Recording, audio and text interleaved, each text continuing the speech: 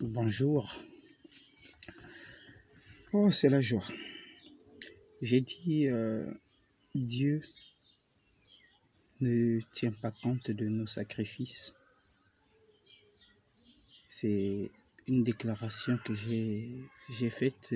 Je ne me suis peut-être pas inspiré d'une brochure ou pour que quelqu'un me demande une citation.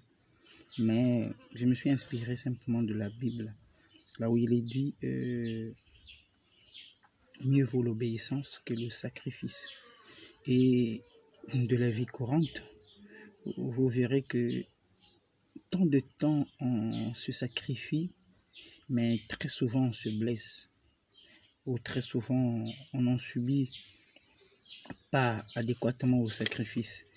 Donc c'est pour dire que peu importe le taux ou le nombre de sacrifices que l'on pourrait faire, espérant avoir une faveur aux yeux de l'Éternel, je crois que c'est zéro. Dieu ne voit que sa parole. Donc, si dans la prédiction de sa parole ou dans sa préscience, il a prévu que tu passes par ce chemin, peu importe combien tu iras à l'église, peu importe combien tu imploreras la face de l'Éternel, tu passeras par ce chemin. Il y a des cas exceptionnels, comme le cas du prophète, il y avait le roi Osias, si je ne me trompe pas, dont un prophète est venu prédire qu'il mourra demain. Il a imploré l'Éternel. Mais si vous remarquez bien dans la présence de Dieu, ce roi-là ne devrait pas mourir, en réalité. Donc, les sacrifices, c'est bien. Mais canalisons nos sacrifices. En fait, ne perdons pas notre énergie pour des choses dont on sait que le résultat n'est pas évident. Vous voyez, canalisons notre énergie, choisissons. Restons calmes, méditants, et une fois que tu te lanceras pour un succès avec moins d'énergie et moins de sacrifice. Il y a des gens, je vois, ils se disent, non, dans la vie, il faut se sacrifier. Mais tu te sacrifies pour aboutir à quoi? Parce qu'on se sacrifie pour quelque chose. Tu te sacrifies, oui, mais c'est pour aboutir à quoi? Tu vas à l'église matin, soir. Tu as même des querelles avec ton mari parce que tu sers plus l'église que ton mari. Parce que je ne crois pas que là, tu sers Dieu. Parce que servir Dieu, c'est servir respectueusement et même soumission ton mari. C'est ça d'abord, premièrement. Et tu vois que vous vous comportez comme ça, mais pour rien, toute l'année, tu sors, ah, bapang, oh, les autres, moi, je suis toujours pauvre. Ben oui.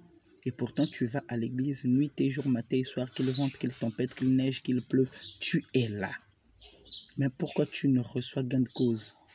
C'est parce que tu te sacrifies pour rien, ou bien tu te sacrifies trop. Dieu n'a pas besoin de tout ça, des sacrifices comme ça. En réalité, un enfant de Dieu devrait jeûner pour une cause très forte. Je vous désoriente pas, c'est comme un enfant qui demande à son père. Est-ce que l'enfant a besoin de dire « Pardon, papa, donne-moi le pain » ? Non, j'ai besoin du pain. Et c'est la même chose avec Dieu. Tu n'as pas besoin de dire « S'il te plaît, Jésus », à moins que tu aies péché. Même si tu as péché, si tu peux crier, c'est-à-dire toute la journée, ça ne va rien changer. Sinon, tu dois te repentir d'abord. Et tu verras qu'une fois que tu t'es repenti, tu n'auras plus à avoir beaucoup de choses, beaucoup de paroles à multiplier. Vous voyez qu'en réalité, le sacrifice est parent du péché. Quand une personne pêche et ne sait pas, ou bien peut-être ne veut pas reconnaître qu'il a péché, il va supplier pour rien avoir. Mais quand une personne est clean, bon, c'est rare de ne rien se reprocher aux yeux de l'Éternel. Sinon, en réalité, les péchés qui peuvent te bloquer même le chemin de la bénédiction, tu verras que tu n'auras pas besoin de te sacrifier à faire beaucoup de choses. Et c'est parti. Parce que si toi tu te sacrifies, tu vas commencer à vanter tes mérites. Oh, moi j'ai fait ceci pour devenir. Or, Dieu n'a pas besoin de tes sacrifices. Lui, c'est déjà sacrifié pour toi.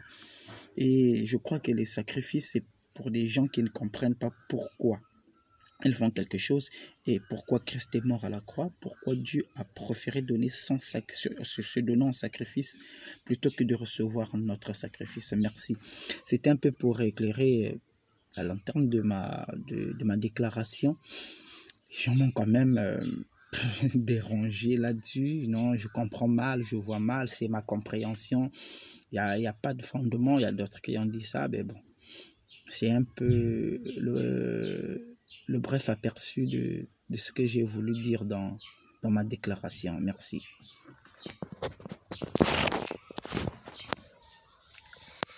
Merci. Ciao. C'est la team Even Amteouf. Je dis encore bec de l'aigle.